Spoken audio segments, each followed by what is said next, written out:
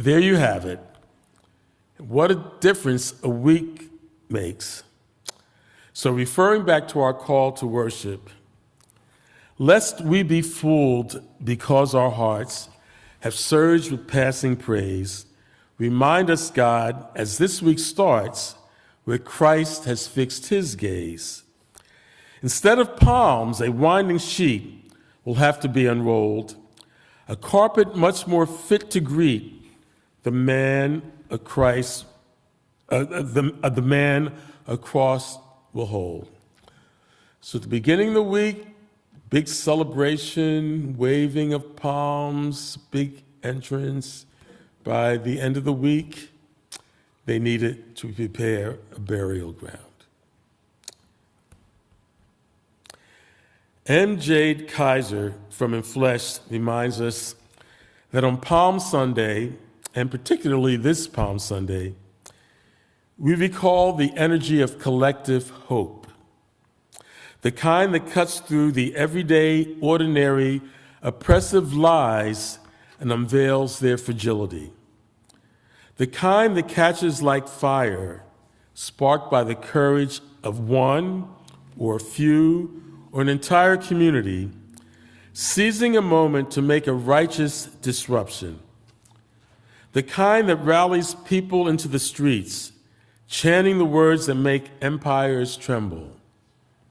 No kings. Salvation is here, not in a distance. No kings. Salvation is among us. It will not trickle down from on high. No kings. Salvation looks like the humble, the angry, the oppressed, the weary. It looks like all those who showed up across America yesterday advocating for community and not for a king. Jesus shows us what it looks like to claim the power given to us boldly, in community, in resistance to destruction, and in pursuit of shared flourishing. The chants echo across generations. They are expressions of longing for salvation that is collective, material, and spiritual.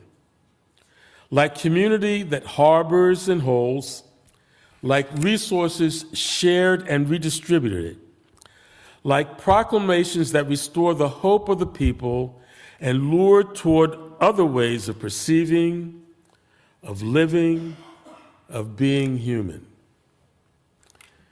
Brothers and sisters, salvation is in our hands. And more specifically, salvation is in our loving hands. Remember that viral statement, love your neighbor as yourself. If ever there was a time to love as you have never loved before, I think that time is now. My observation is that we are a hard-headed species. Some things are just hard to get through our thick skulls. We must remember, and I think it's beneficial to believe, that love is and always will be the answer. We are the beloved community.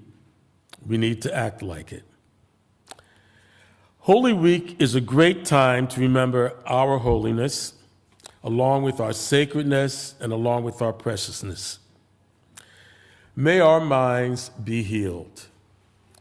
In this very moment, may the Holy Spirit activate the atonement that will set our spirits free and set our hearts ablaze with a love that is ever present and knows no end. I'm going to end my message with a song I recently learned that I think meets the moment. Do any of you know of a young singing artist named Monrovia? Okay. In his song, we're reminded that the empire will not prevail, that we will be a kingdom and not a kingdom. So let me tell you about Monrovia. He's a young guy who was actually born in Liberia but grew up in the United States. He was adopted by a family, and I think he had to move to escape the Civil War.